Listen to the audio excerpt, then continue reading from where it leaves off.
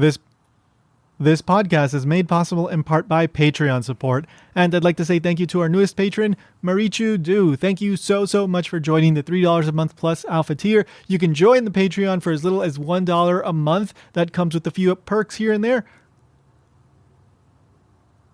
This podcast is made possible in part by Patreon support, and I'd like to say thank you to our newest patron, Marichu Du, who joined the $3 a month plus alpha tier. If you want to be as amazing as all the wonderful patrons are, you can go over to japankyo.com/Patreon and sign up for as little as $1 a month. You can also just do a one-time donation over at ko-fi.com/Japankyo. Any help is appreciated, but what I appreciate most of all is the fact that you're listening to the show, you're subscribed. Thank you, and let's get on with it.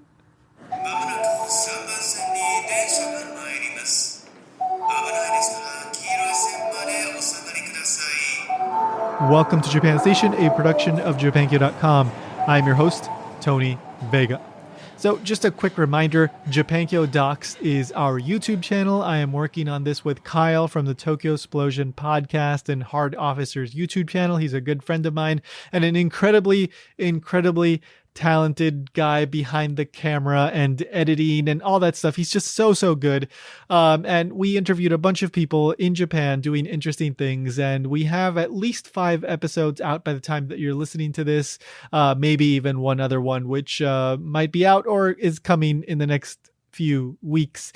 We plan to release 1 or 2 more videos, and then we will put an end to season 1 and then see what we can do for season 2.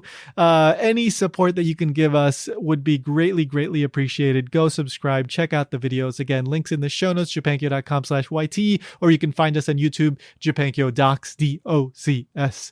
All right, so let's get into the episode today. This is one that I'm really excited about because I've been wanting to talk to this individual for several months now. I happened to come across her and her research in a podcast that I just happened to discover. It's called Beyond Japan.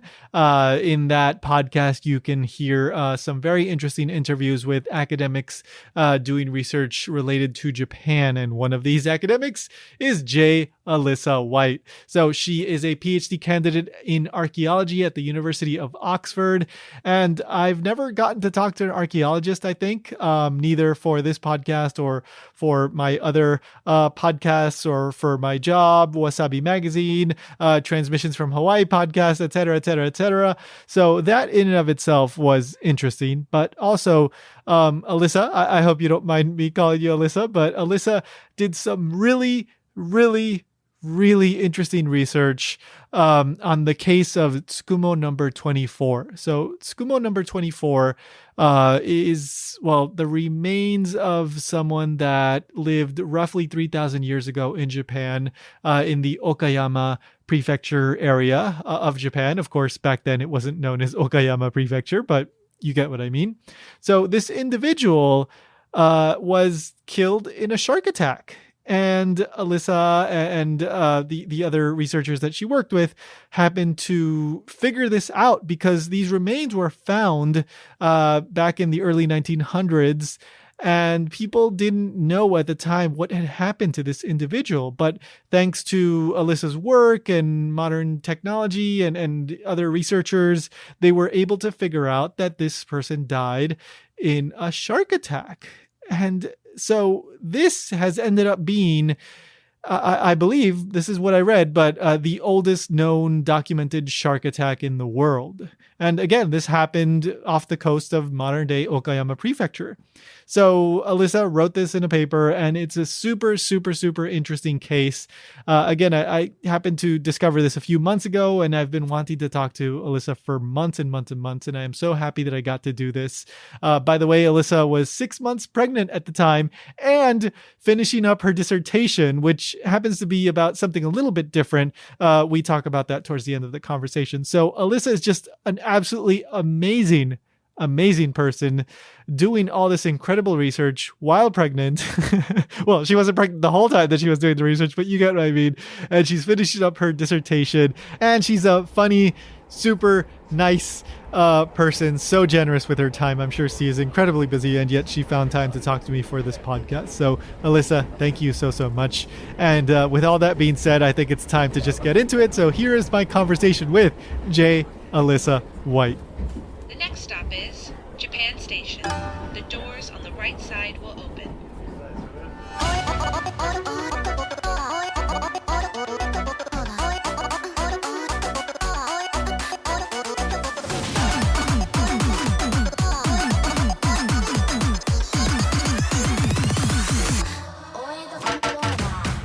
All right, so in that interview, you mentioned how in your, I think it was your sophomore year of college, you became interested in Japanese archaeology. Specifically, you say Japanese archaeology. So I'm really curious, like, how did that happen? Like, what came first? The interest in Japan, the interest in archaeology, like how did that all come together? So it came piecemeal. Definitely didn't come all together. Mhm. So interest in archaeology. I think I first discovered something about archaeology when I was like in elementary school. I Mhm. found like a book about Tutankhamun in my elementary school library. I Mhm. just thought it was the coolest thing ever. I was like, mummies, Mhm. those are awesome. But I really didn't think that it could or consider it as a career path Yeah. until I was just starting and applying for college. Because it's not something you hear about as often. People are like, oh, you Sure. want to be a lawyer, you want to be a teacher. So I knew I wanted to go into at least anthropology, which in the United States encompasses archaeology as well. Mm. And then as far as East Asian cultures and history, I got interested in that starting in around high school. I did martial arts, but Korean Mm. ones. Mhm. And just on the side, I read a bit about Japanese history in a couple of books. And then about about sophomore year of college, I started studying Japanese Mhm. just on the side. Mm. Because I spoke to someone at a conference who was working in China, and I said, well, I might be interested in East Asia. And he said, you know what, just kind of get some experience, see if you like it. Mhm. And I just decided to go through it that way. And it Mm. wasn't until the summer of my junior year, I believe, I did a study abroad in Japan and I just fell in love with it. I was like, okay, Mm. well, I definitely am going to have to try and do something with this for grad school. Mhm. Mhm. Where in Japan did you go to? Um, I was in Kyoto Oh, okay. for about 2 months and I stayed with a host family the whole time. And it was great. And I actually still stay with that host family Oh, when I go to Japan today and we go to each other's weddings and oh, that's they're nice. like my family. Oh, that's so nice. I know part of the research of Tsukumo 24 took you to Kyoto again, right? So I guess is that is Kyoto like well, I know there's a bunch of universities there, so I don't know, like, is there some sort of like archaeological research university or something like that there? Yeah, so uh, Kyodai, Kyoto University, Mm. has a really brilliant collection of Jōmon remains. Oh, And the okay. Jōmon period Hmm. is, the over 10,000 year long prehistoric period Hmm. of culture Hmm. when people were, fisher hunter gatherers on the archipelago. And it's Hmm. this really rich cultural heritage. And there are hundreds of skeletons at the university available for study Oh, from this period. And it's a well, phenomenal collection. So I uh-huh. was fortunate to go several summers in a row to look at that collection. And then one of the individuals in there is Tsukumo number 24. Okay, okay. All right. So then, so you have this idea. I want to do something with Japan, something with archaeology. How do you narrow that down? Where did you like? What did you decide to do? And like, because there's a lot of history, there's a lot of periods. Like, where do you go from there? Yes. So I definitely had guidance. Uh-huh. One of my current doctoral supervisors, Mark Hudson, He's been an archaeologist in Japan, or an archaeologist of Japan, for a long time. And I was in contact with him about some scholarship applications. And while I just kind of asked him, I was like, what's some work that needs to be done in Japan in biological anthropology, which is what I do. So I work with human remains in an archaeological context. And he mentioned that one of the things that really could be done would be to look at trauma and violence and warfare through that lens, through the lens of biological anthropology in more detail. Mm-hmm. And I was actually already interested in trauma, and it's just a fascinating thing to explore.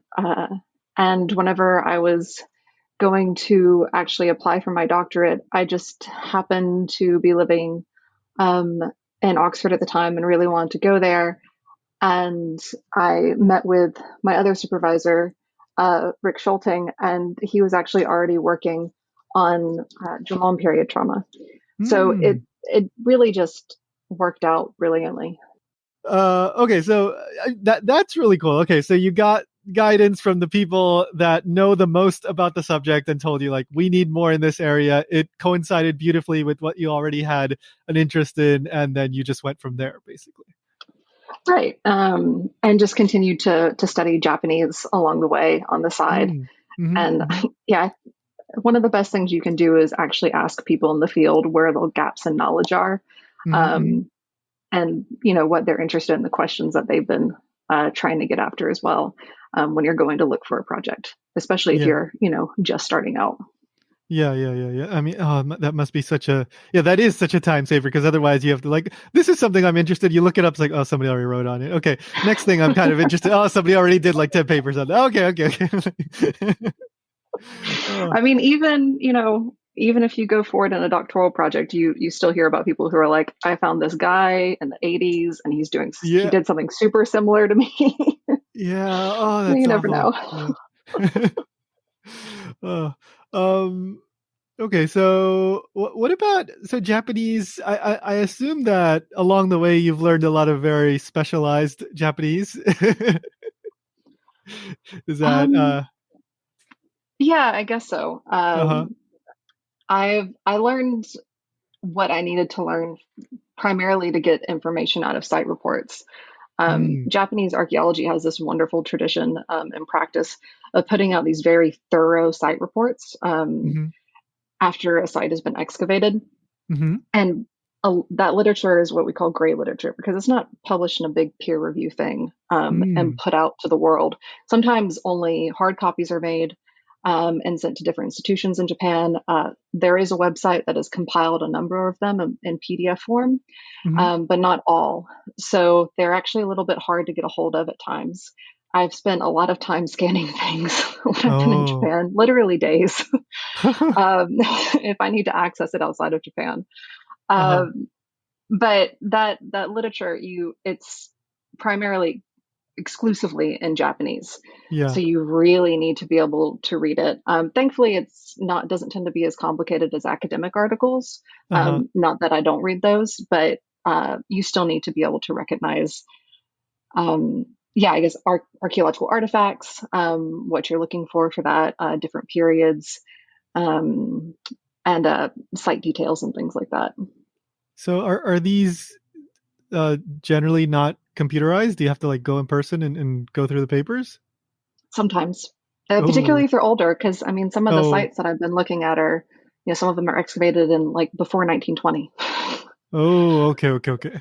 Huh. So you can't. I mean, sometimes that wasn't even an option when they were written. Sure. Okay, so so you have this general direction, and you want to do work in Japan. Could you tell me, like, what was the first kind of like site that you visited, or when was it like that you started actually getting access and doing research in Japan? Yeah. So I did my master's at Oxford, and it was in the UK, you can do a 1 year or 2 year master's. So they're quite compact, which means they're exhausting, but they're Mm-hmm, good mm-hmm. for that. And I wasn't able to, I knew that I wanted to look at Japanese material, but I wasn't going to be able to get hold of samples Uh-huh. within that time frame. So I didn't then, but at the very end of my master's, because I had the same supervisor, Rick, who I mentioned, Mm-hmm. from my master's to my doctorate. At the end of my master's, I was able to go to Japan with him and another PhD graduate student who was going to work on the project with us. Mm-hmm. Um, and right before my doctorate started, actually, which was great. So we spent a couple of weeks at Kyoto University. Mm-hmm. And that's actually whenever we first stumbled across Tsukumo 24. Oh, okay, And we okay. had no idea what we were looking at. We pulled him out of the box. Like in the Uh-huh. last hour of the last day, we had to leave the building and put Uh-huh. everything up. And we were very confused, and we kind of put him away for next time. Uh-huh. Uh-huh. Um, so that was my first time going and working with the collections there. And then I've I've been to several places since then. What I would do is I would spend the summers mainly in Japan Mm-hmm. doing data collection. I did a Yeah. lot of data collection at Kyushu University.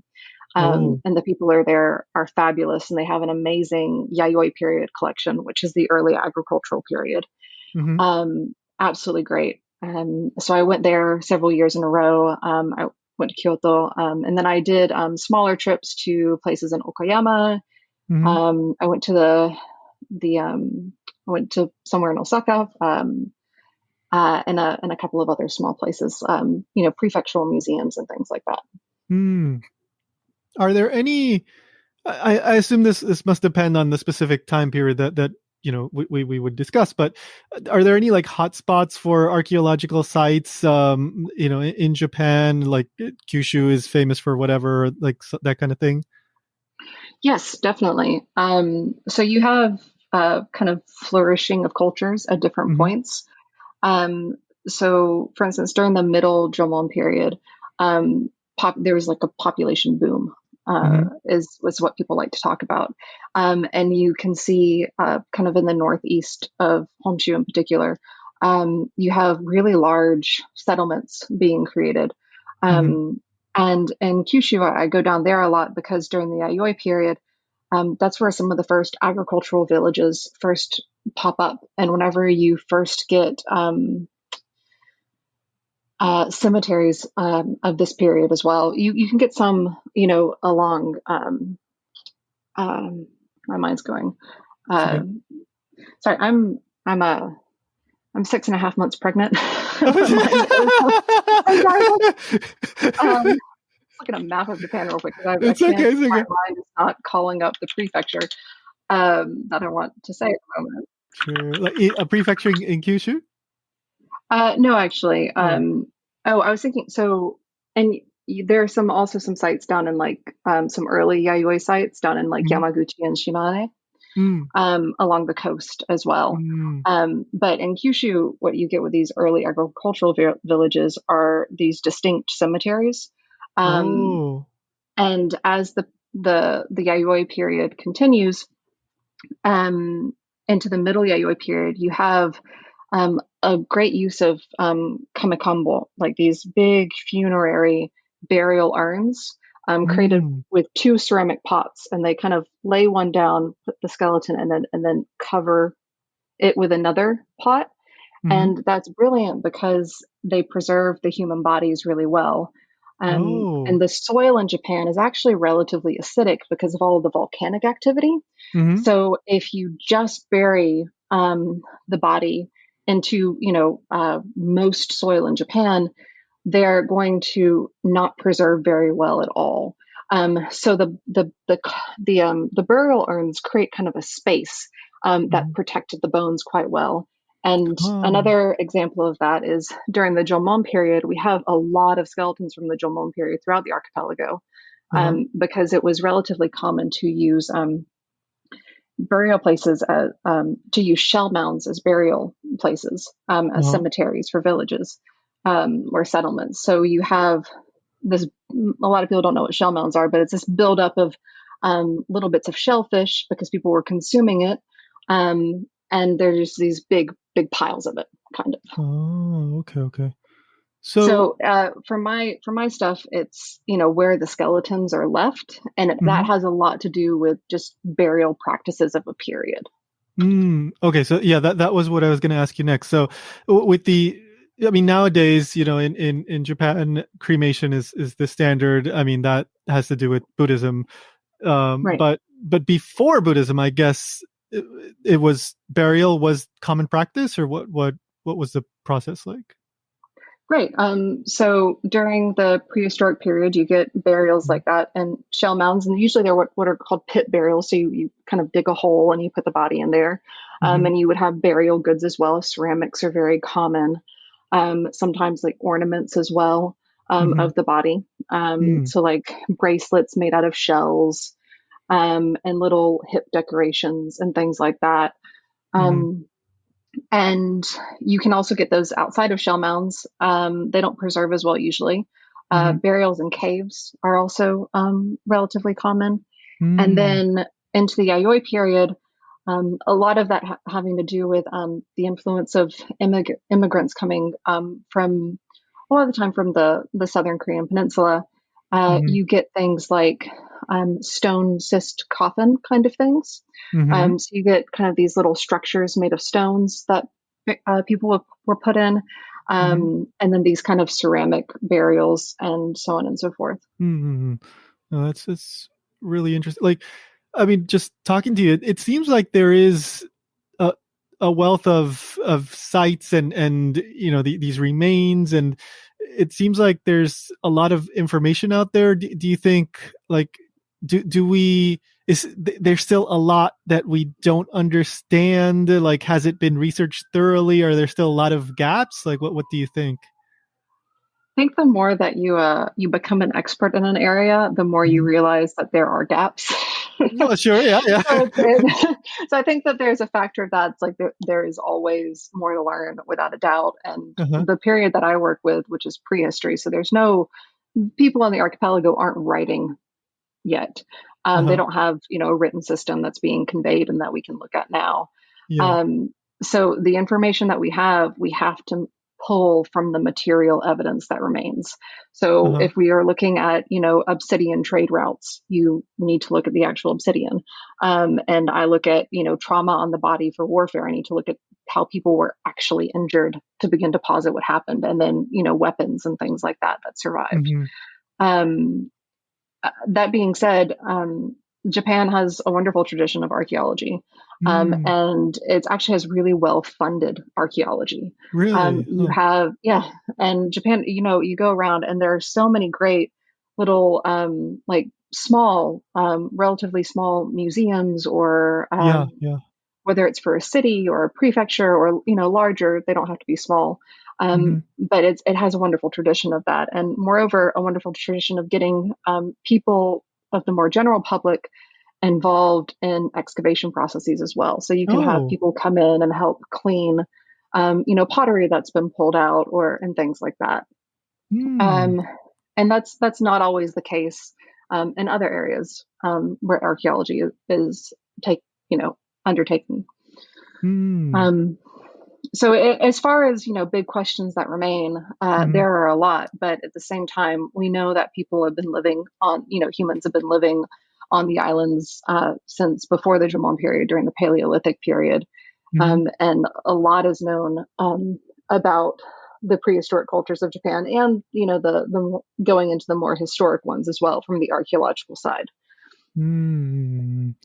Um, and then you said your interest was in trauma, and so you kind of explained a little bit there, but by looking at like what happened to this individual, their remains, like there's a lot of things that you can kind of deduce from that about how they lived, and what the culture was like.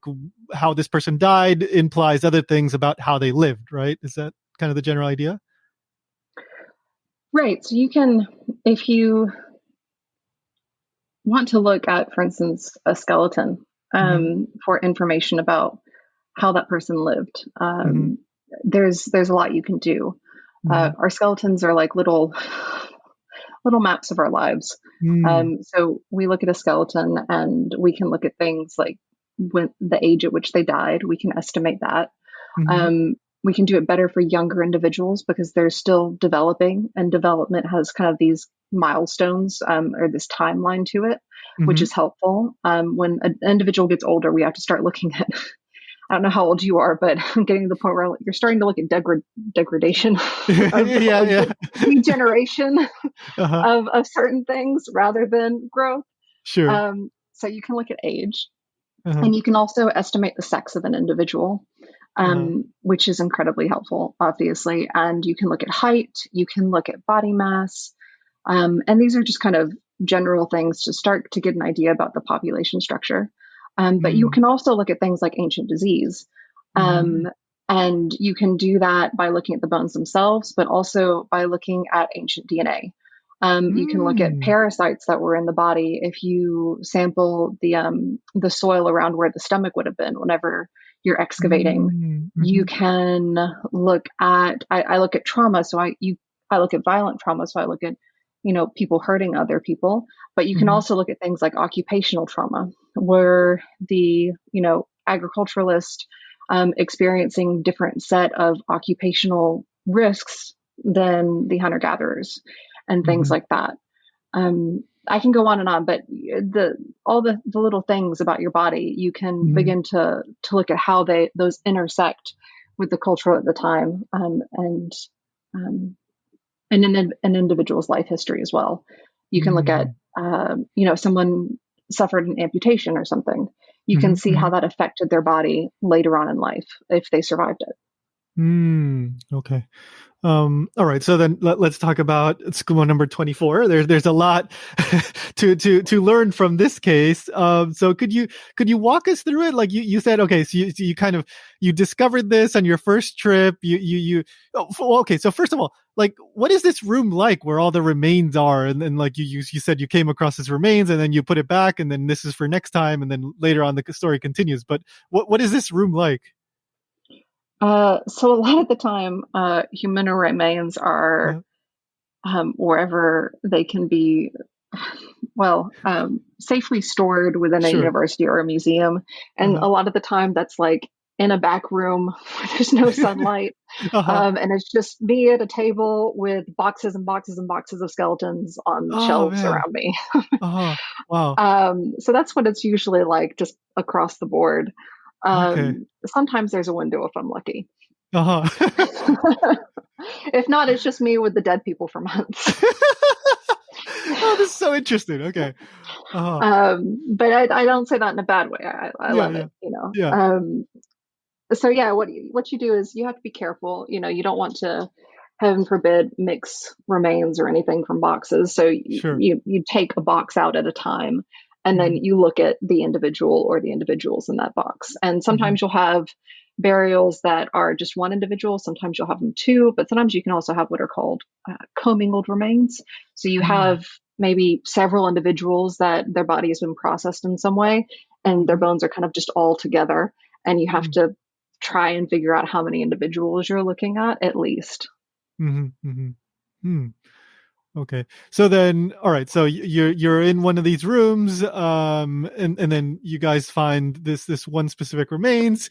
It's kind of puzzling. You guys don't know what happened to this individual and what happens next.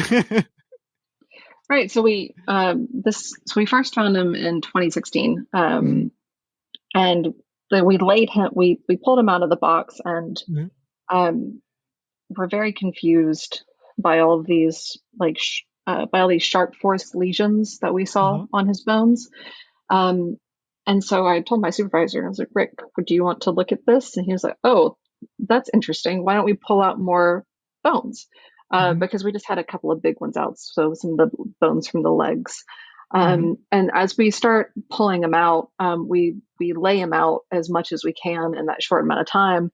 And they're like, okay, well, there's something here. So we took some very, very quick photographs. And I was coming back to Kyoto University the next year, we knew. And he was like, okay, well, you can look at this guy whenever you do, and we'll really try to figure out what's going on here. Hmm. And when I came back the next summer, we were originally thinking that this might be a case of what's called overkill. And so that's Hmm. when you injure someone to the extent that the only aim of those isn't just to incapacitate or to kill them. Hmm. There's so many injuries that there's another point to that. Hmm. And Hmm. there are, for instance, people in my sample that I've looked at who do seem to have died this way. I've got some people from the Yayoi period who have, one guy has like a dozen arrowheads in him, right? You don't Oh, need that many arrowheads to take this guy true. out, most likely. Hmm. There's another aim there. But in this case, in the case of Tsukumo 24, whenever we looked at the lesions on his body, we were really confused, or I was really confused, because they looked like they were caused by metal weapons, Hmm. because they were so sharp and they were so clean, with the edges were just so nice. I mean, I say nice, but I mean, they were cut well. Yeah. And you don't quite get that with stone weapons, because stone weapons are more uneven and they don't have the toughness that what metal weapons do. So Mm. you don't tend to get the same kinds of lesions. And you also tend to get kind of scratching from the unevenness of the stone in other areas as well of Hmm. the injury. And the Jōmon period Question. doesn't So have is metal. Oh, sorry. so that difference in like the definedness, I guess, of the cut, or the rough aspect of it, I guess that you can identify that visually, or do you need some kind of magnification to know for sure? Both, actually. It Okay. depends on the injury and how clear it is. Oh, okay. But I Okay. also have a little handheld microscopic camera that I take with me, Oh, cool. Okay. which is very handy. Yeah, yeah, yeah. So I would use that to get better pictures, particularly of the. Another thing you can look at is the shape of Hmm. the cut, Hmm. to see whether it's. Sometimes you get animal scavenging as well, Hmm. and that can at times mimic these kinds of injuries. Hmm. But a lot of the time, for instance, the transverse section of those, kind of the outline of them is more U-shaped, kind of like a tooth would be if it's just kind of Mm. burrowing into something, rather Uh-huh, than a uh-huh. sharp V shape that you'd get with like a weapon going into an object. Oh, okay. If you can No, visualize that. yeah, yeah, very, very cool. Thank you for clearing that up. Okay, so you notice that it's more in line with some sort of like metal weapon or something like that, and then what Right. happens The, next? Yeah, the problem with that is that there's Mhm. no metal weapons during this time in Japan. Gotcha. Okay, okay. So we've either got something really, really weird going on, or someone has come in from the outside, or what have you. And the Yeah. other confusing part was that there were so many lesions on his body, and the pattern of them. I didn't recognize why that pattern would exist necessarily, because he had a lot of lesions to his legs. His right leg was missing entirely, and there Uh-huh. were some marks along his hip on that side. Uh-huh. His ribs had a lot of fractures and cuts like that. His arms as well, his shoulders. His vertebrae didn't have any of these injuries, and neither did his skull. Um, Uh-huh. and it wasn't until my supervisor and what we were doing during the time is he was up in Hokkaido looking at some other skeletons, and I was, down in Kyoto. And so I would send him photos, and then we would just be talking back and forth, and we're like, we're really not sure what this is. What about this? What about that? And he's like, well, why don't we look at scavenging things? And those didn't match, because the other aspect of these injuries is that they're serrated. They have these incised edges, right? Like Mhm. you would get with a serrated blade. Mm. Um, and if you're looking at scavenging, then a bear doesn't have serrated teeth, Mm, or a mhm, wolf, mhm, or a dog, or what have you. mhm, Um, so we're honestly quite flummoxed, until we just kind of happened to stumble across a picture of a bone from a shark attack, mm. um, and we're like, okay, that could be it. And Yeah, then we yeah, yeah. really began to look at it in more detail. And Mm. whenever I compiled some evidence, I sent some of our pictures to George Burgess, who's a shark attack expert out of Florida. Mhm. And I was like, do you think we don't have any experience with shark attacks? We're Mhm. archaeologists, but we do know bones and everything. And do you think that maybe this could be the result of a shark attack? And he got back to us very quickly and was very excited. And I was like, yes, Mm. I do. And we went from there, beginning to reconstruct reconstruct the case in Mm. more detail. So when you're trying to figure out what could have caused this trauma, these injuries, like, are you feeling frustrated? Are you feeling excited? Like, what's your thought process in, like, emotionally? The whole spectrum. I mean, honestly, the whole spectrum. Sometimes I'm just sitting there talking to the skeletons. I'm like, what happened to you? What did you do? What happened? Because I'm curious, right? It's Sure. part of, that's why I want to do this. I want to know what happened. Yeah. But it is very intriguing and fascinating and satisfying to begin to work out what might have happened. Uh-huh, uh-huh. So yeah, it's a whole spectrum of emotions I go through in the lab. All right. So I think, like, it, the leg, or, well, okay, I'll just ask, what kind of injuries do we see in this individual? So what we see is bite marks over those areas of his body that I mentioned. And if you just count, individually, all these different traumatic lesions Mm-hmm. associated with the attack, we have something like 790 Mm. of what remains of his body, which is a Mm-hmm. lot. Yeah. Um, Mm. but it's also, those are the result of bites with multiple teeth, obviously. Oh, okay. And then also, you also have to realize that what we're seeing is what remains of, obviously the skeleton. Mm-hmm. And sometimes we look at the skeleton, we're like, oh, there's X, Y, and Z injury. And we forget that most injuries to the body, just talking generally with trauma, people are aiming for the soft tissue. It's usually the soft Mm-hmm. tissue that's the aim. Mm-hmm. So we miss a lot, but we try to reconstruct what we can. So Mm-hmm. his right leg is missing entirely, Mm-hmm. with bite marks along the hip near there. And his left hand is practically sheared off as well. Mm-hmm. And so what that likely means is that he was probably, that during this period, there were fisher hunter gatherers. Mm-hmm. There are dugout canoes that exist. We have plenty of evidence for fishing from the area that he was excavated from. Mm-hmm. So we posit that he was probably out in the water, whether that was fishing or maybe diving some. Mm-hmm. And he was probably attacked from below Mm-hmm. because according to George, a lot of the time you'll get these really big bites as like the first bite. Mm-hmm. So we think probably the right leg went at that time. Mm-hmm. It's probably one of those first bites. Mm-hmm. And then he probably lost a hand trying to defend himself. The hands don't tend to be, this gets very gruesome. Just FYI, I should have mentioned this before. Yeah. The hands, and I should mention also, of course, shark attacks are incredibly rare. That's why they're Yeah, not that's what talked I was about that much thinking. for archaeology. So Yeah. it's finding one is impressive in that they're so rare even in prehistory. Yeah. But his hand was probably lost, and this is why we think he was also alive at the time of attack based on this pattern, Mm-hmm. because he was probably trying to defend himself from the shark. Because the hand Mm-hmm. doesn't have a lot of kind of meat on it that the shark would Sure. necessarily target.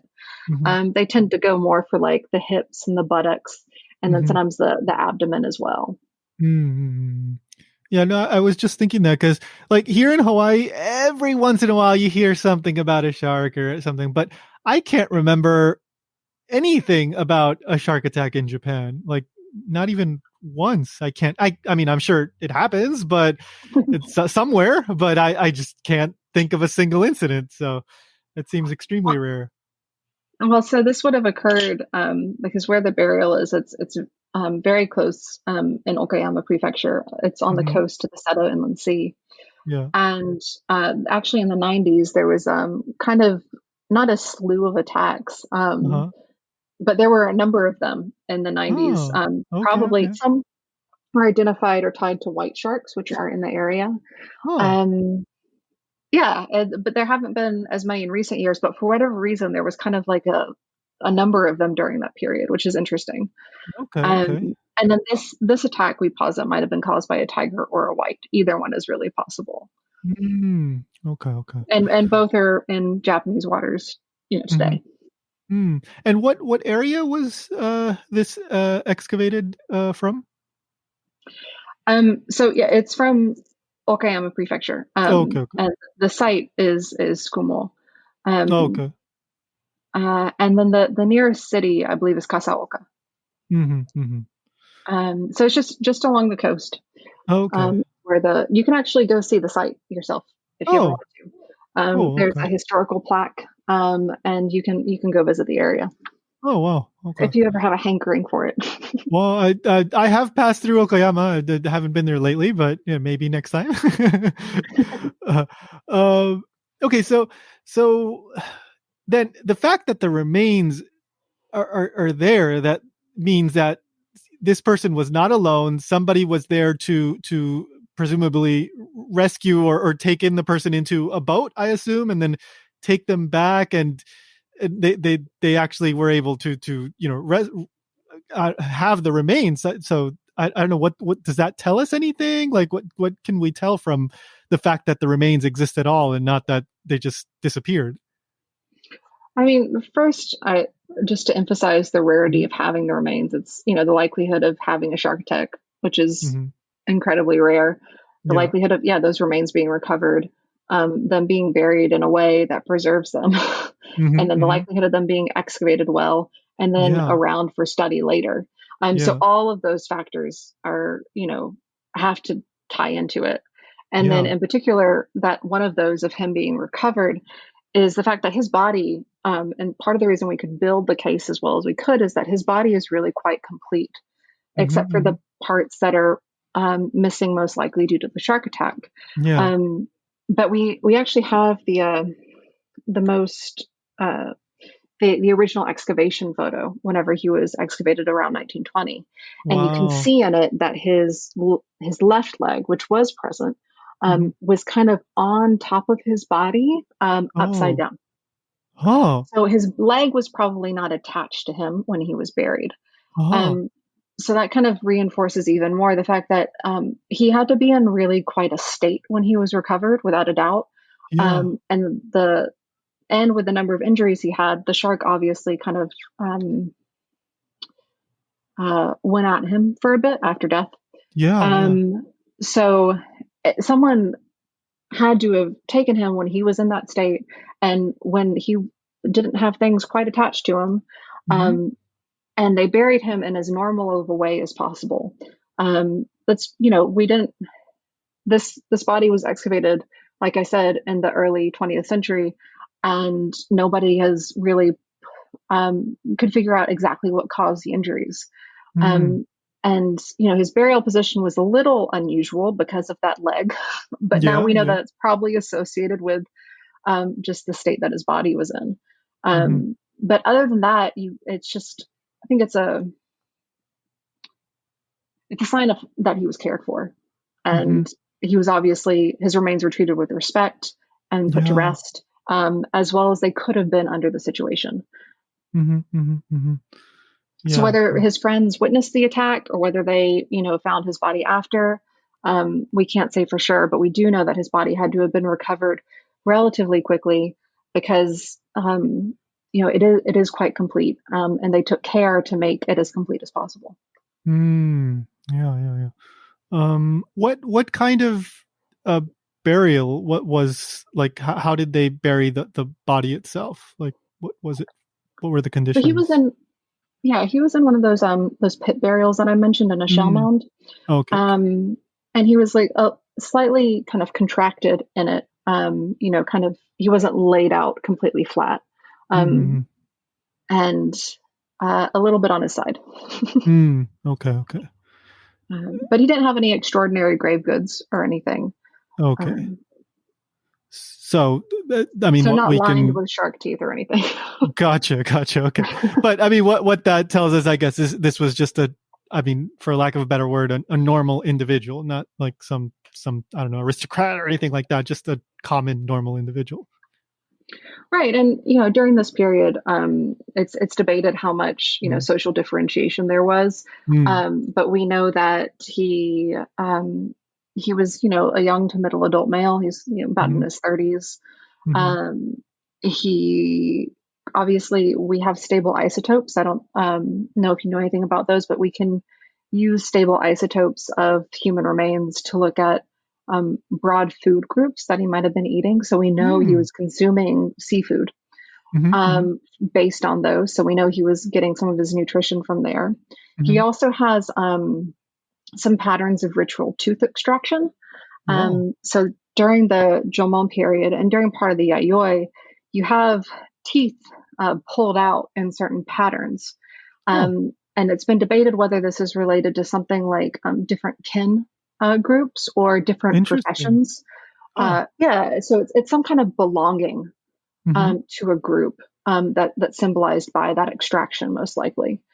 So he has one of those patterns. And yeah, he was a member of his community, and he was obviously participating in it fully. Okay. I believe I read in the article you and your team of researchers you made like a 3D model of the remains. Yeah, so we didn't make the 3D model itself. That's actually based off of a freely available 3D model produced by a Japanese team called Body Parts 3D. But what we did do with it was we modified it so that it would meet my research needs. So I use this for all of my research stuff. But what we were able to do with them is break up the body into all these recording zones I had so that you can represent the preservation of the individual. And then also what I would do is I would draw onto the kind of the 3D map of his body, where all of his traumatic lesions were, and then you could look at the pattern of them in relation to his preservation. And I could also look at, I coded them differently based on what kind of injuries there were, because there were bite marks, but there were also fractures associated with the shark attack as well, because shark jaws are really quite strong. And things like that. Okay. So, this story, like it's just so interesting. I'm wondering, like, what are you still like? Is this part of your like dissertation? What are you thinking moving forward? Are there other sites, other things that you have your eyes that you're thinking of doing, that you're thinking of researching? Any places in Japan that you're thinking of going? What are you thinking at the moment? Like, where do you go from here? So just personally, I'm currently within a couple of months of submitting my doctorate. Okay. So right now I'm just got to get that done. I'm writing, writing and analyzing. But it's a lot of this kind of research, and I've loved doing this case, and it's been fascinating. But it has nothing to do with like human violence. Like hero warfare, right? Unless they were chucking people to sharks, that is not part of my dissertation at all. So this was a complete, fluke, side project. Like a wonderful, interesting fluke. But yeah. Yes, exactly. I could not have planned to find him at all. Yeah. So yeah, I still find even more so now shark attacks in the archaeological record fascinating. There have been posited a couple of other ones. So I can't say I won't work on those in the future. But also, I'd love to continue working in Japan. The work that I'm doing looking at trauma across sites in the region in a very comparative way hasn't been done as much. And there's still just a ton of work that can be done. So I would really love to do that. And then I plan to continue to try to do that kind of research. Okay. So that your dissertation will not cover the Tsukumo attack. Is that something else? Right. So my dissertation, literally in the appendices, it says for further details about the injuries on this individual, because they're not relevant, please see this paper. And that's about it. Okay. So then what does your, we're already like pretty much at time, but just to get a general idea, what is your dissertation focusing on? So it focuses on the changes in violent conflict you see between the Jōmon and the Yayoi period. So going from a hunter-gatherer subsistence culture to the early agricultural cultures of Japan, And particularly also the introduction of metal weaponry as well. So you have this and an increased number of immigrants coming in too. So you have this wonderful kind of series of changes that happen with the Yayoi period. And eventually you get, with the subsequent Kofun period, we know we have like mounted soldiers and armor and everything. So I'm looking at kind of before that, what patterns of violence can we see? And the Jōmon is famous worldwide for being, apparently one of the most peaceful hunter-gatherer communities in prehistory. And so we've been looking at whether or not that holds up if you look at the data in more detail. And it actually does seem to be the case that they were quite peaceful. But also the patterns that you can see within there. So for instance, in my data set, I actually have a number of women that were injured versus men, which is really interesting. So you don't get, that kind of violent conflict restricted only to those of the male sex. So I look at those kinds of things. Very interesting. Okay, yeah, I had no idea about this Jōmon having this perception. So, okay, very, very interesting. Okay, yeah, we'll leave it at that. But like I said, this was really, really interesting, and I really enjoyed learning a little bit more about you and kind of like your thought process and all the kind of locked away in a room with skeletons and all that stuff. So thank you so much for making time and telling us about this. Thank you. It was my absolute pleasure. Thank you for having me and for being such a lovely conversation partner. Thank you. Again, thank you so much to Alyssa for making time. I really, really appreciate it. I absolutely love this conversation. It is such a unique story, such an interesting window into the Japan of 3,000 years ago or so. And I will say that when I was a little kid, I did want to become a paleontologist or something along those lines for a little while. I don't know how long that lasted. It wasn't that much time, but that was something that I was quite interested in. I really enjoy history, and I love this idea of, finding these remains and trying to figure out what happened and using this as a window into that period where we don't have written records for, right? We don't know all the details of what this person's life was like. But thanks to the work of people like Alyssa, we can kind of get a general idea of some of the aspects of their life. And that is just absolutely fascinating to me. So I'm so glad that we got to do this episode and kind of approach Japan in a slightly different way from the usual. So anyway, if you have any questions or comments, send them over to mail@japanstationpodcast.com. Don't forget to follow, rate and review and subscribe and do all that stuff to help the show out. Subscribing on your podcast app is the number one free thing you can do to support the show. Seriously, please, please, please, please, if you haven't done it already, hit that subscribe button, hit that follow button in your podcast app. Please, please, please, please, please, please. I'm begging you here. I'm begging you here. Right. Don't forget to follow on social media too, Twitter, Facebook, all that at Japankyo News. Thank you to Unomi for providing the opening and closing song. That does it for this episode. Next one should be out on April 1st, and it's going to be about something totally, totally different. It's a fun one. It's already recorded. I'm looking forward to releasing that one. It's quite a unique episode, I think, as well.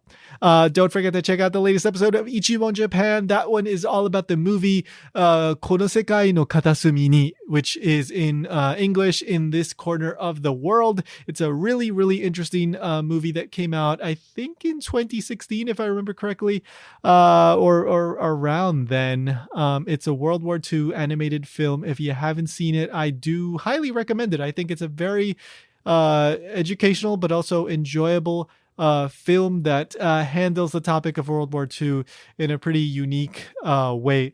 So if you have watched the movie, go check out the podcast episode of Ichimon Japan, because we talk about it and I bring up some interesting information about sexy umbrellas and the persimmon question. If you've seen the movie, maybe you remember that scene where they're eating a persimmon, or well, one of the characters is eating a persimmon, asks about an umbrella. I did a a little bit of research into that.